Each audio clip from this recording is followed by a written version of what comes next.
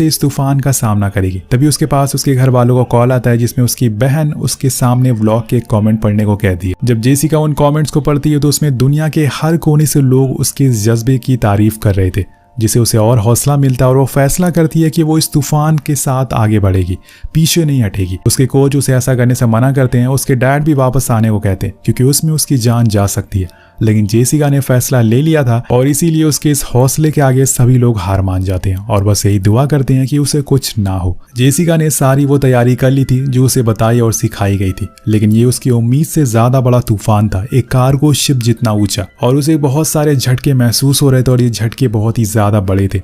उसे भी पता चल चुका था कि शायद अब वो नहीं बच पाएगी, इसलिए वो आखिरी बार अपने घर को कॉल करती है। अब सभी लोग उसकी आवाज सुनकर घबराए हुए थे, लेकिन तभी हम एक बहुत ही विशाल लहर को देखते हैं जो उसकी तरफ आ रही थी और देखते ही देखते जेसिका की बोट उसमें पूरी तरीके से पलट जाती है। उन पलों में जेसिका अपने घर वालों के साथ बिताए हुए पलों को याद करती है, लेकिन यहाँ हम चीजें नोटिस करते हैं कि उसके केबिन में पानी नहीं जाता क्योंकि वो बोट कुछ इस तरह से बनी हुई थी कि अगर उसे लॉक कर दिया जाए पानी अंदर घुस नहीं पाएगा। कुछ समय के बाद फोन भी बंद हो जाता है और उसकी कोई खबर नहीं थी। उसके घर वालों को यकीन हो जाता है कि जेसिका अब नहीं बची। अब उसके घर वालों को यकीन हो जाता है कि जेसिका अब नहीं रही। उसका भाई उसे बार बार कॉल करता है कि शायद जेसिका फोन उठा ले, लेकिन ऐसा होता नहीं है। अपनी बेटी को खोकर उसकी मॉम पूरी तरीके से टूट जाती है। वो अकेले कोने में जाकर रोने लगती है ताकि उसके बच्चों के सामने वो कमजोर ना दिख सके। पूरा परिवार बिखर गया था, लेकिन जेसिका के साथ ऊपर वाला मौजूद है।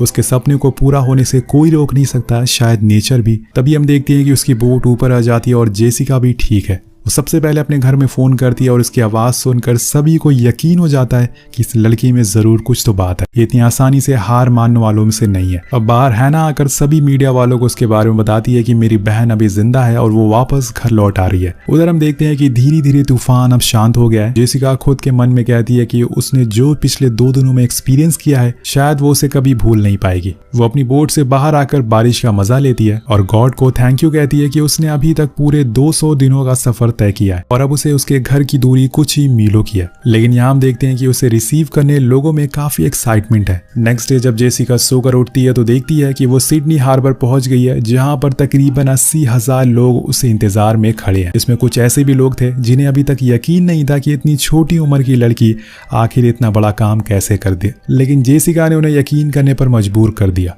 सभी लोग वहां चिल्लाते हैं और उनके घर वाले भी मौजूद थे जिनके चेहरे पर एक प्राउड स्माइल थी। और फाइनली जेसिका ने अपना सपना पूरा किया। आखिर में कुछ रियल फुटेज हम देखते हैं जेसिका वॉटसन की, जो पूरे 210 दिनों के बाद लौटकर घर वापस आई। उसने सबसे कम उम्र में पूरी दुनिया के समुद्र को पार करने का वर्ल्ड रिकॉर्ड बनाया था और ऐसा करते हुए उसे 70 फीट की लहरों का सामना करना पड़ा। अब वापस आने पर उसने 2 बुक भी लिखी जो आज तक सेल हो रही है और आज के दिन में वो एक कामयाब और एक्सपीरियंस सेलर है। इस कहानी से आपको एक चीज जरूर सीखनी चाहिए कि बड़े सपने बड़ी मुश्किलों को पार करने के बाद ही पूरे होते हैं। इसी के साथ ये कहानी खत्म हो जाती है। मिलते हैं आपसे अगली वीडियो में। Thank you so much watching. Peace out.